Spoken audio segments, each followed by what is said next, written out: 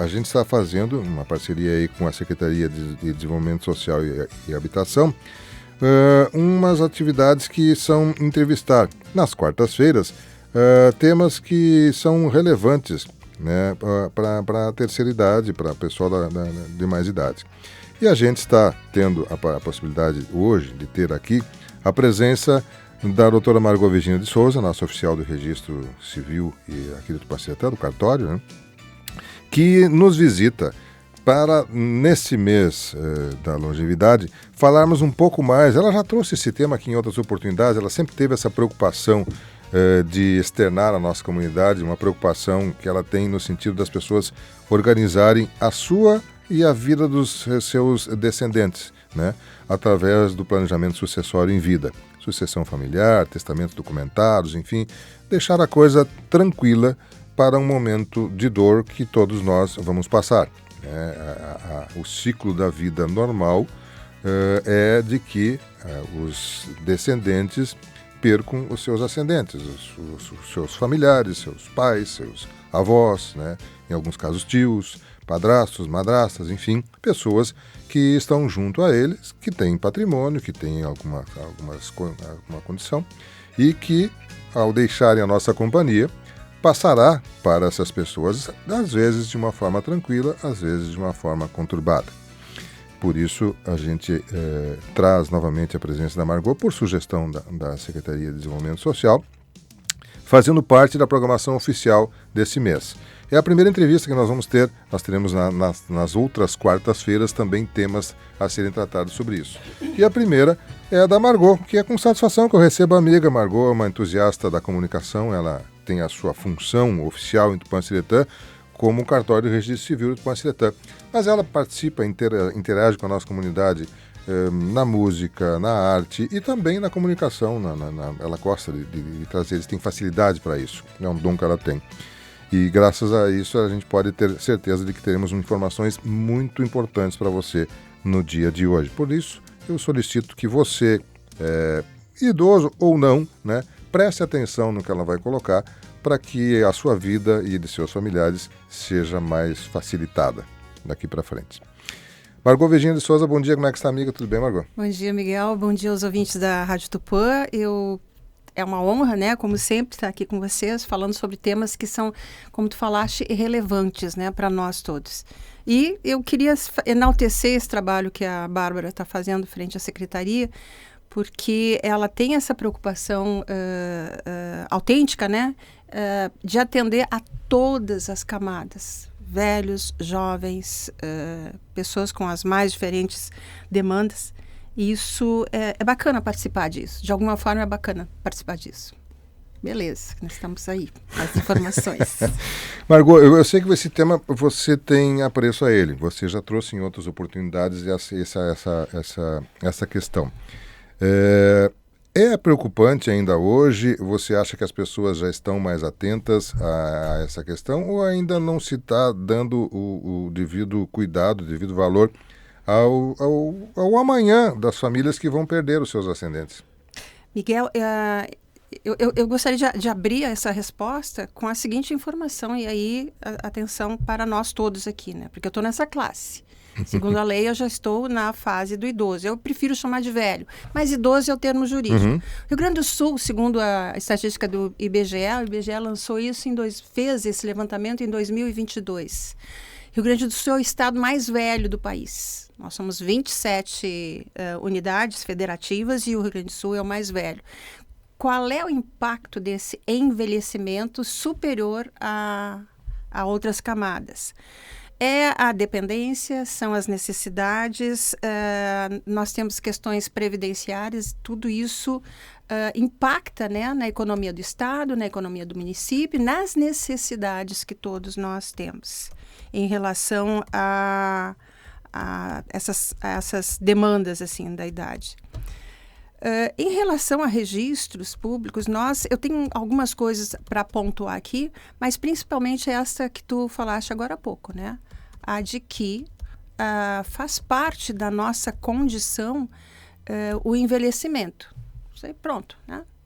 Eu ouvi numa palestra há uns dias atrás que existem evoluções médicas, farmacêuticas, que estão retardando isso. E se tu for olhar lá no início da humanidade, nós estamos a caminho da longevidade, já somos longevos.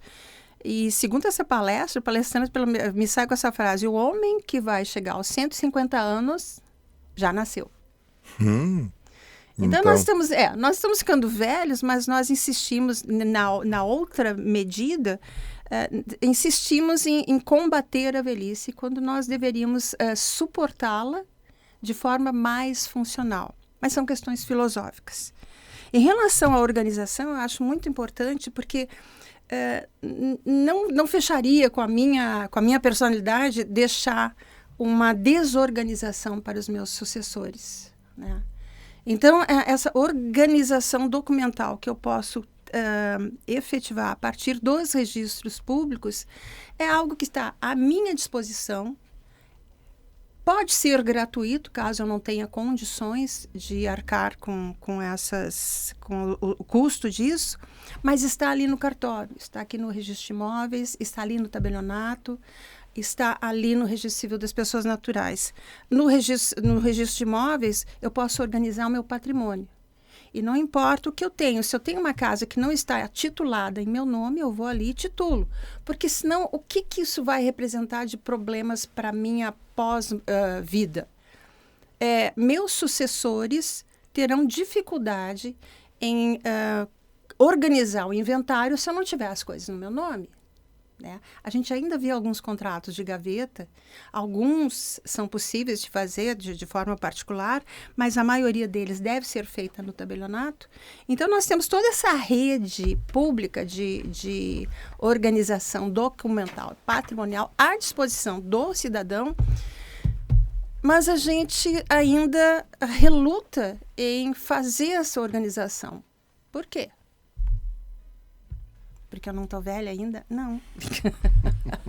Em algum momento da vida da gente, a gente tem que startar, assim, dar aquele clique e dizer, opa, eu tenho que me organizar para que os meus descendentes tenham de mim a melhor lembrança possível, né? E isso aí, os registros públicos fazem parte disso. Uma das grandes mudanças que nós vimos nos últimos anos, impactando diretamente as pessoas idosas, né, as pessoas com mais de 60, mais de 70 anos, foi a liberdade de escolher o regime de bens no matrimônio. Até uns anos atrás, aos 70 anos, né, eu seria obrigada a casar pelo regime da separação obrigatória de bens, né? O que impõe esse regime? O que é meu, o que é teu, mas a questão não são só os efeitos do regime, mas a incapacidade que a lei colocava sobre mim de escolher aquilo que eu queria para o meu casamento. Isso para homens e mulheres. Porque a piada da época era assim, mas uma pessoa com 70 anos vai casar com uma de 20, porque a de 20 ama, de 70 anos. Às vezes né? A gente não pode desconsiderar a possibilidade de um laço afetivo forte, né? Para alguns casos, eu sugeriria a filiação socioafetiva, se fosse o caso, né? Mas eu quero casar, Margot, quero casar, tenho 70 anos, não posso escolher o que eu vou fazer. Então, o Estado impunha sobre mim uma interdição precoce e desnecessária. A lei ainda tem essa previsão, mas o STF, num lapso de sabedoria que é importante para nós, ele decidiu que não, a pessoa aos 70 anos, tendo capacidade civil para fazer diversas escolhas, ela pode também escolher o que seu patrimônio, os efeitos sobre o seu patrimônio após o casamento, seja lá com quem ela vai casar, desde que a pessoa com quem ela vai casar tenha a mesma capacidade de escolha. Então, essas são algumas inserções jurídicas que impactaram, quer dizer, relacionadas com registros públicos, que impactaram na pessoa idosa. E é importante que a gente saiba assim, o falar idoso desbancou a palavra velho, não. Idoso, e aí é só uma etimologia jurídica, eu vou passar, vamos falar assim. Idoso é um termo jurídico criado para classificarmos as pessoas com essas necessidades relativas, tá?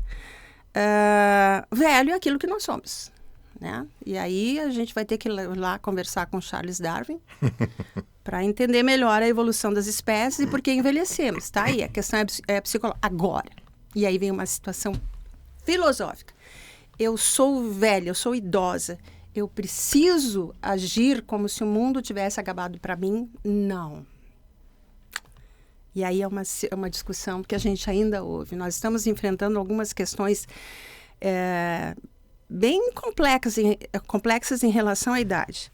Eu sou velho, eu sou idoso, mas eu não sou disfuncional.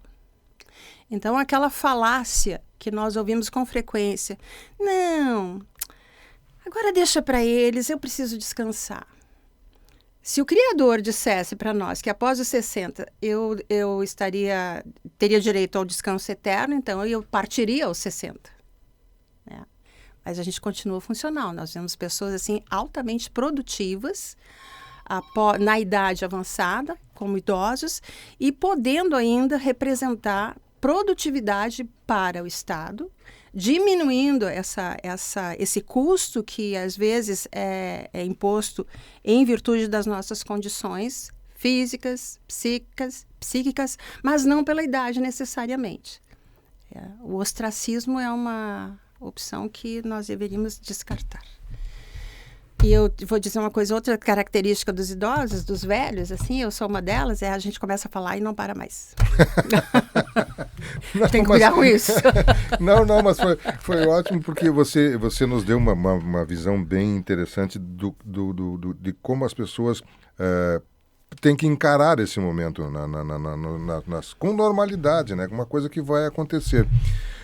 Margot, quem organizou já, tudo bem, está tudo tranquilo. Quem já fez o casamento com a forma que optou por ser dividido pelos dois, já organizou a documentação, enfim, está tudo tranquilo.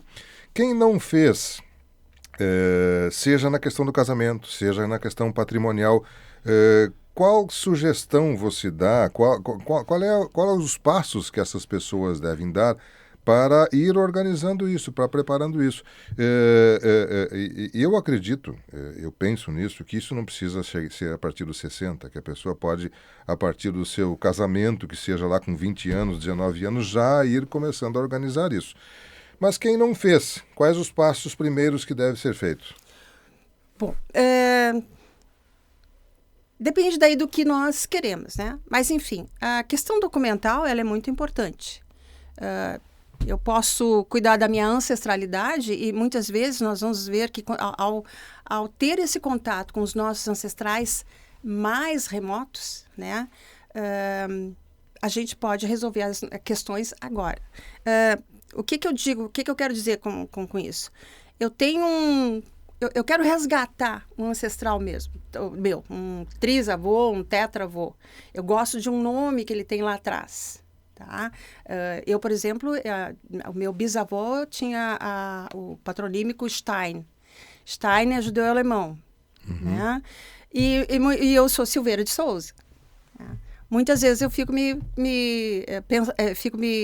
analisando essa estrutura ancestral que eu tenho. Poxa, Stein é um nome bonito, né? Me permitiria ir para a Alemanha. Então, eu posso trazer aquele nome para cá.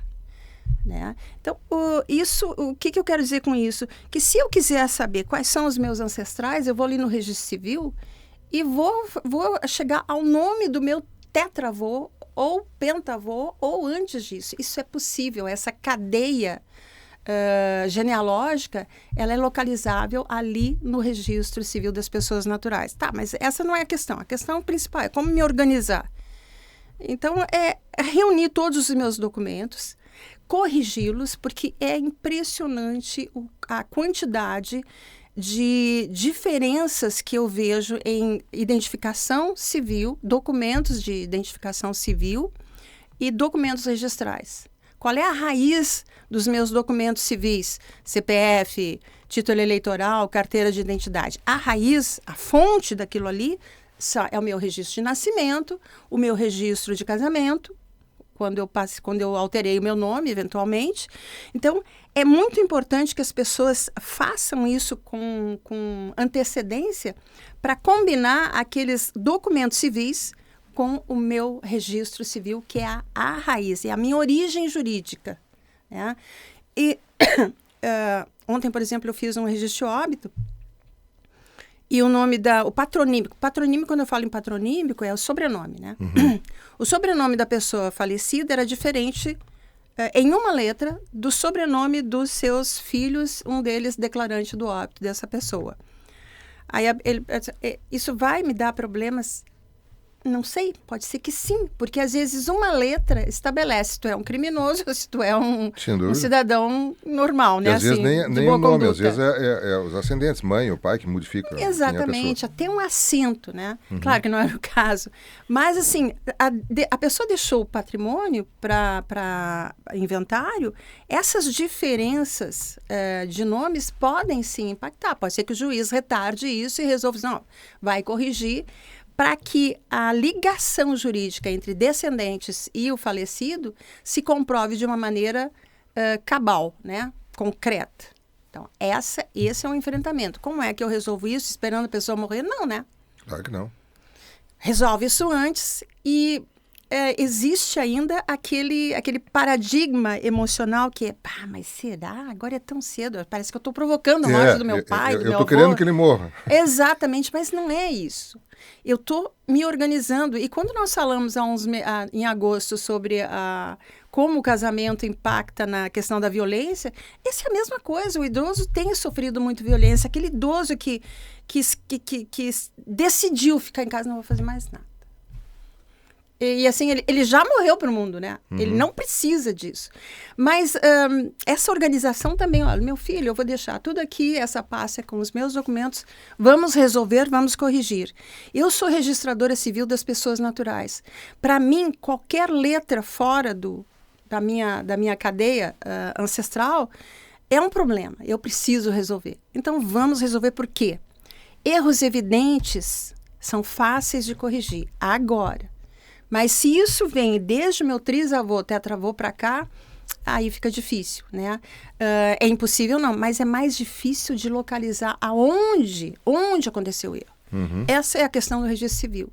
Agora eu tenho patrimônios, né? Ali na matrícula do meu imóvel ainda tem uma alienação fiduciária sobre a casa que eu adquiri. Eu já paguei aquele contrato, o que eu tenho que fazer com aquilo ali? Eu tenho que ir lá no banco onde eu financiei e dizer, quero o termo de quitação e levo ali para averbar.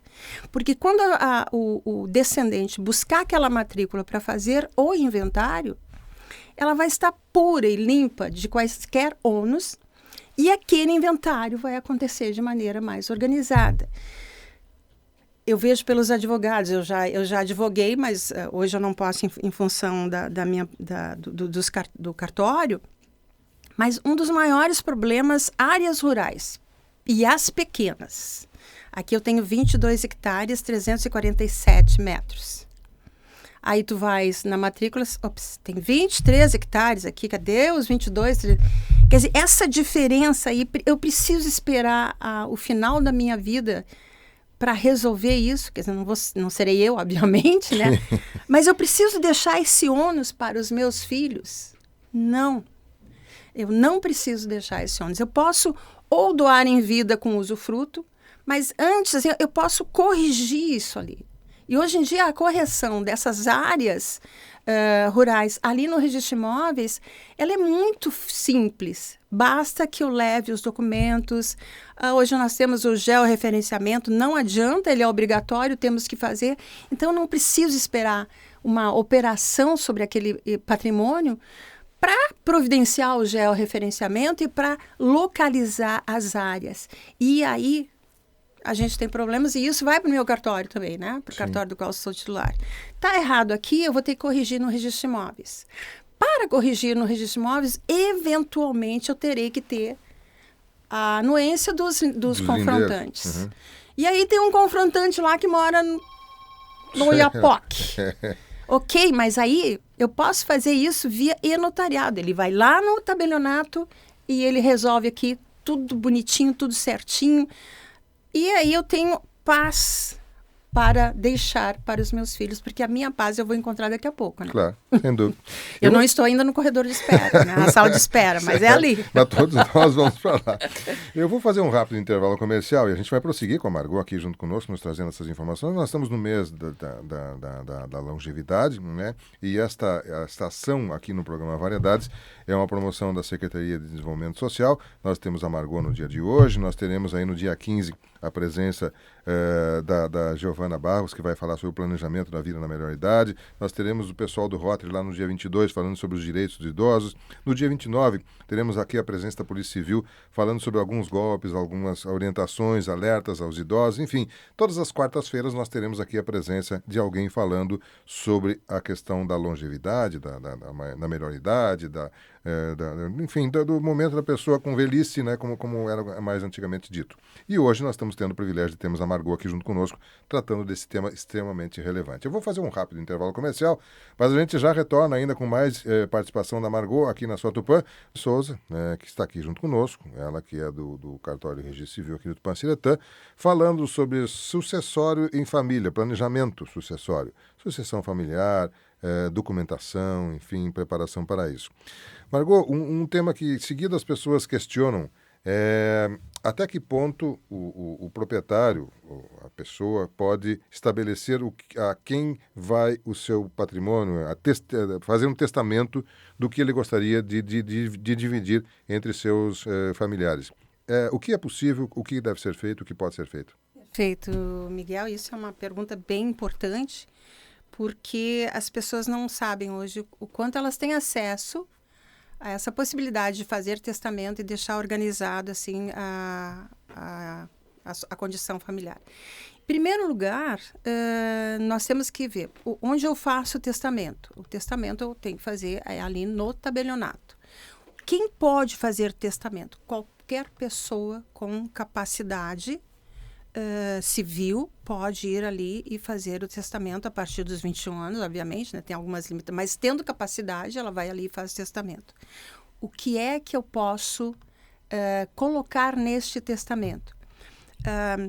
Vamos imaginar o seguinte, eu sou solteiro, tá? Tenho um patrimônio, sou solteiro, tenho filhos, mas não sou casado. Então, eu tenho a possibilidade de fazer testamento sobre 50% da totalidade do meu patrimônio.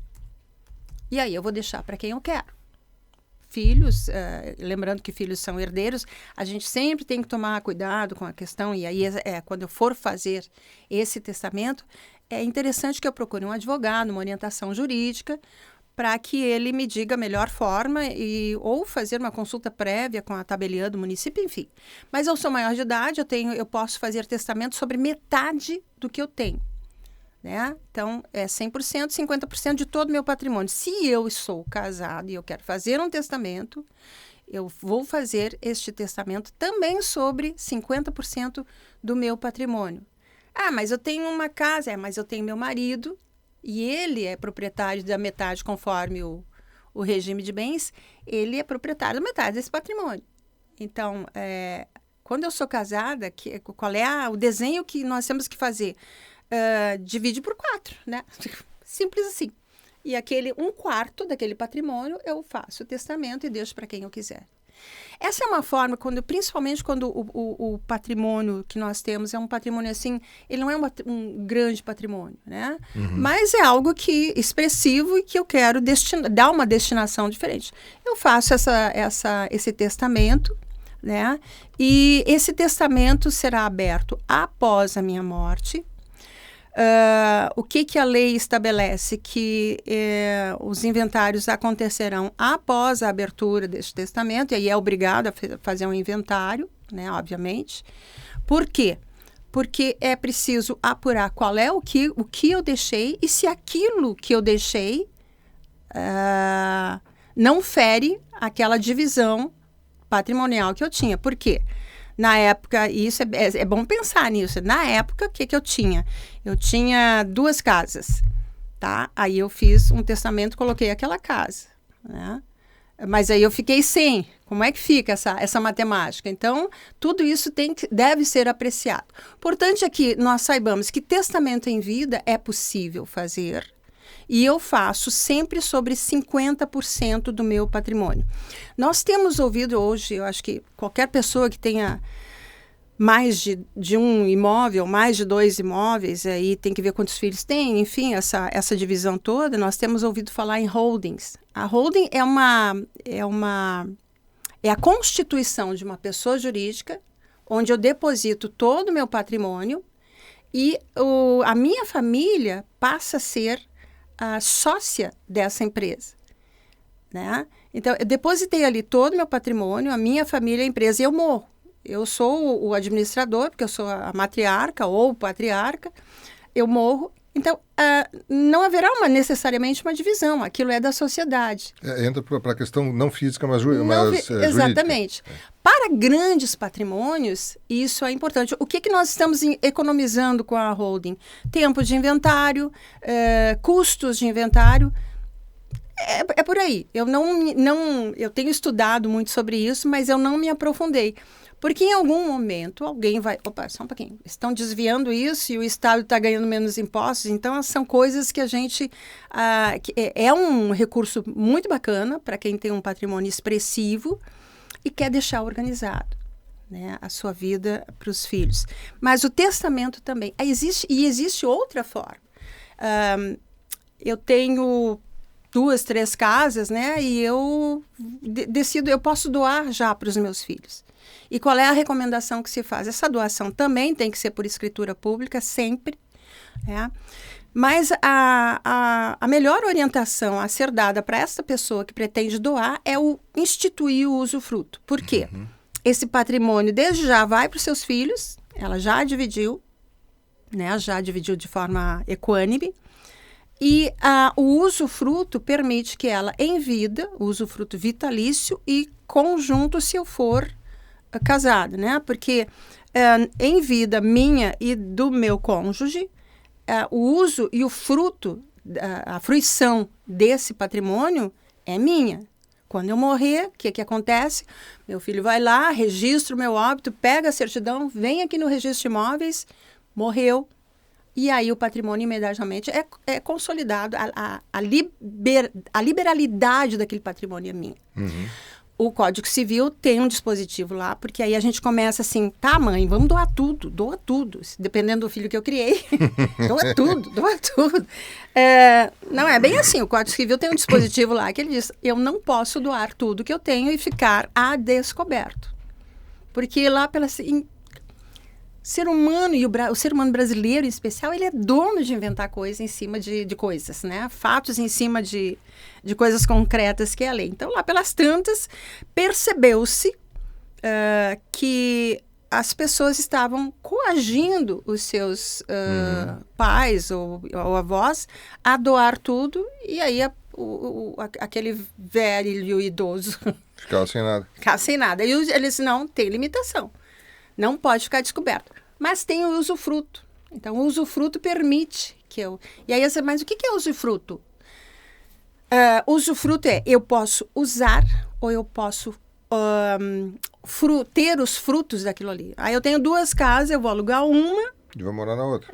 Porque ainda há pessoas que acham, mas o usufruto eu vou ter que morar... Não preciso morar. É o patrimônio que é dele. Ele está usando aquele patrimônio. Ele pode. Eu estou vivendo daquela renda é minha. Enquanto eu for vivo, eu vou Mas ele não pode vender o patrimônio. Ele pode vender... Esse patrimônio pode ser vendido? Pode. Mas quem adquirir vai levar juntos o uso e o fruto. Né? Então, eu tenho esse imóvel, meu pai me doou. Eu posso vender? Posso vender.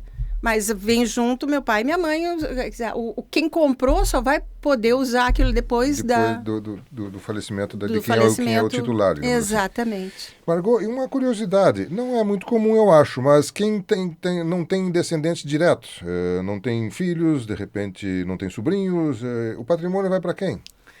Bom, e nós temos alguns casos assim que eu olho assim, aquele terreno... O que está acontecendo com isso? Existe uma figura muito pouco usada, que é a herança jacente, né? O que é isso? E quando a gente pergunta, mas aqui no Brasil, o dono sou eu, o Estado não é dono do meu patrimônio. Por quê? Morrendo eu, eu não deixei filhos, não deixei tios, sobrinhos, não deixei nada. Morri, não deixei nada. Não tem herdeiro necessário na minha vida, não tem herdeiro, não tem nenhum parentesco. O que o município pode fazer? Ele vai lá e entra com esse inventário, porque é essa herança, ele entra ali e o município, é do município. Ele só vai dizer, o município é o primeiro, digamos assim... É o herdeiro mais remoto que eu tenho. Né? O Estado é o herdeiro remoto. Se o patrimônio for municipal, ou se for estadual, da União, enfim. Mas o Estado é o meu herdeiro mais remoto, é o último. Mas se eu não deixar ninguém, é o município tem... E ele tem que cumprir isso aí, porque... E aí, assim, eu sempre digo, tem um dispositivo, assim, eu não sei se eu já falei, mas já devo falar, porque eu acho bonitinho isso. No compliance, que é aquele vamos cuidar disso aí, né? Nós temos 3 questões, 3 pilares ali que eu acho muito bacana, que às vezes eu converso sobre isso, o pessoal ri, mas nós temos os contratos, os fatos concretos que são da lei e o fuxiqueiro. Né? Então tem o fuxiqueiro, eu preciso do fuxiqueiro, porque se tiver alguma coisa acontecendo, o fuxiqueiro vai saber. Então, assim, se eu sou vizinho de um terreno, eu sei que o dono desse terreno não tinha ninguém, eu ouvi falar que ele não tinha ninguém. Então, se o Estado não sabe, passou ali, tá assim, tá crescendo o mato, ninguém sabe quem é o dono, eu posso saber? Posso. Rua Avenida Carlos Gomes Abreu, número 8, que é do cartório, tá? Esse tem dono. Tá? Número 8, tá? Eu venho aqui no registro de imóveis. Se eu não tiver o nome da pessoa, eu tenho o endereço. E aí vem uma coisa da qual o município precisa ter atenção e pode sim combinar. Sente-se com o seu registrador de imóveis e todos os demais, né? E vamos combinar os endereços que nós temos ali no nosso cadastro fiscal com os endereços que tem aqui no registro de imóveis, porque daí fica fácil. Hoje em dia tem nós temos um link, um site que é a ONR, Registro de Imóveis do Brasil. Eu pego o teu CPF, lanço ali para descobrir se tu tem algum patrimônio em todo o país. Não é só aqui em Tupã-Seretã, em todo o país. Isso é possível para quaisquer pessoas que tenham o seu cadastro ali aprovado para consulta. Então, tá ali, nós podemos saber. Mas o que é importante, e aí, gente, aí vamos entrar no protesto, chegou o senhorzinho lá, bichinho, tadinho, mas isso não está no meu nome, vizinha. Quando ele teve um título de IPTU a protestar. Isso não está no meu nome. Está assim, mas esse não é endereço. Esse não é endereço ali na prefeitura, mas ali no registro de imóveis é. Ou não é no registro de imóveis, na prefeitura é. Então, essa combinação banco de dados, digamos assim? Precisa urgentemente combinar. O Estado, assim, salvo o melhor juízo, está perdendo dinheiro porque essas combinações demandam tempo para se resolver. Enfim, mas aí são essas coisas. Começou com o testamento, é isso. Vamos organizar ali o testamento, ele pode ser cerrado. O tabelião precisa saber o que eu deixei em vida. Não, eu levo lá, escrevo tudo que eu queria. Vamos digitar que fica mais bonito, né? Digito, coloco no envelope, lacro, levo ali no tabelião. Isso aqui é um testamento cerrado. Esse é o meu desejo. E aí o guardião é o tabelião daquele testamento. Que vai abrir quando a pessoa falecer. E se eu não deixei para ninguém, aí eu não quero que o município, porque às vezes as pessoas têm raiva. Vou deixar para esse prefeito, elas acham que o prefeito vai viver mais do que tu. Vou deixar para esse prefeito? Não vou deixar. Bom, se está nesse nível hard de emoção, então eu faço testamento e deixo para quem eu quero aquele terreno. Ela pode doar 100% se não tiver herdeiro nenhum? Ela pode doar, ela pode testar 100%. Se não tiver, ela pode, ela tem a disponibilidade. Aliás, testar não, é sempre 50%, né?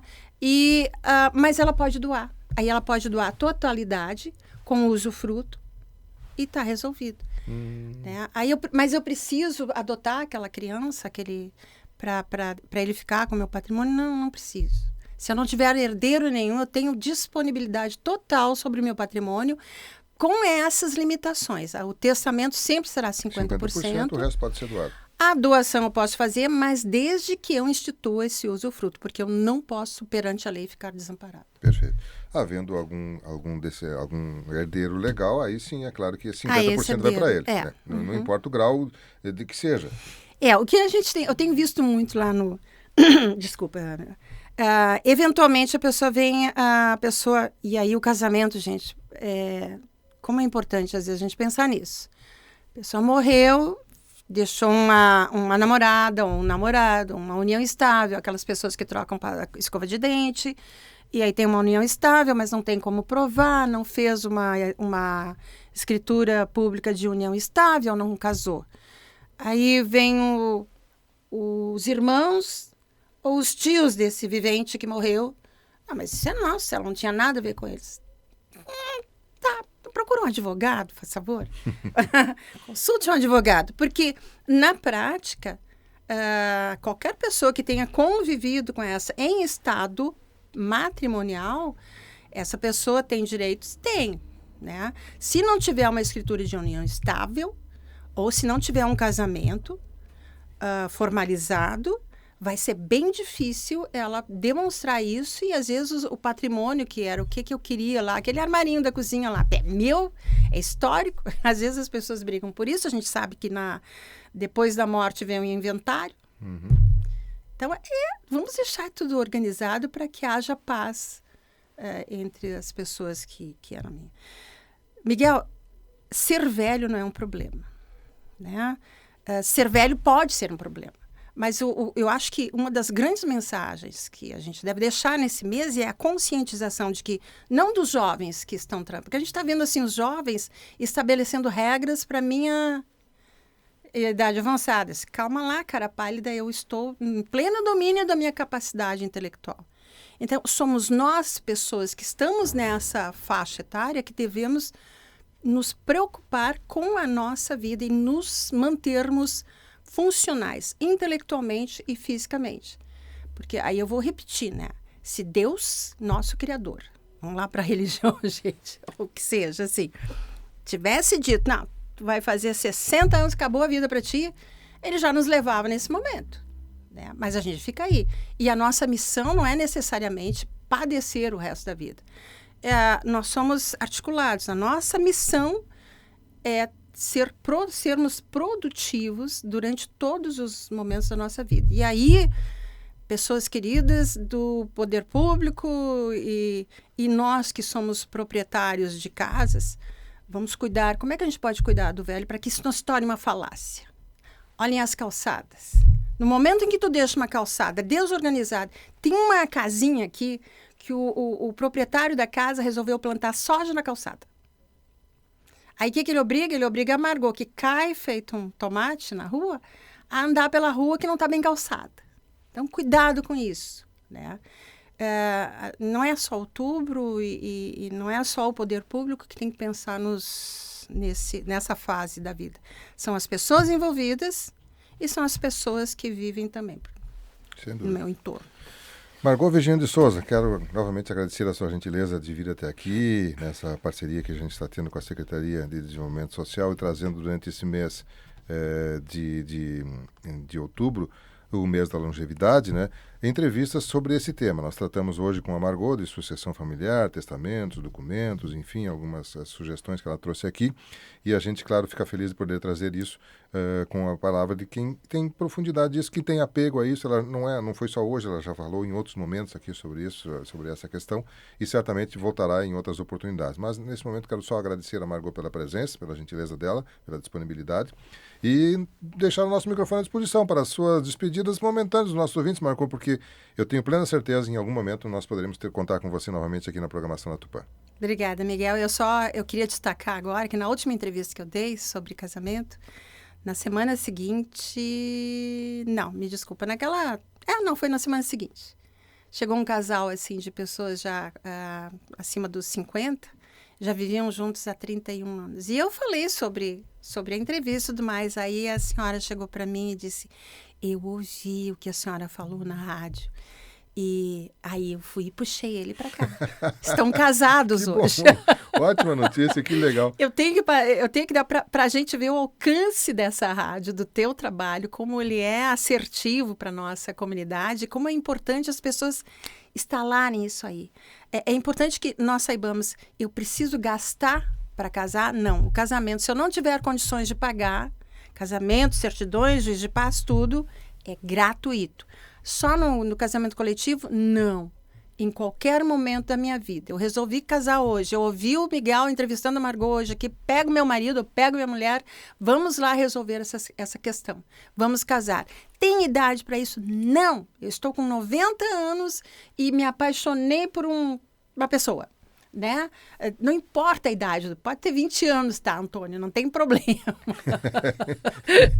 Desde que se amem e desde que aquilo seja uma estrutura que eu queira organizar, vai ali no cartório. Não vou gastar, vou declarar a minha hipossuficiência. Eu não falo em pobreza, porque pobreza sempre é uma questão assim muito ruim para as pessoas. É hipossuficiência. Eu não caso toda semana, tudo bem, eu caso uma vez, mas eu não tenho condições de pagar naquele momento. É gratuito, é só ir ao cartório. Então, assim, está tudo na mão da sociedade. A sociedade, eu preciso me envolver também. E, nesse sentido, muito obrigada, porque as tuas oportunidades de nós divulgarmos isso são excelentes. Acho que a rádio está de parabéns e eu agradeço e me sinto muito honrada de poder fazer alguma coisa. Que bom, nós Ponto também. final.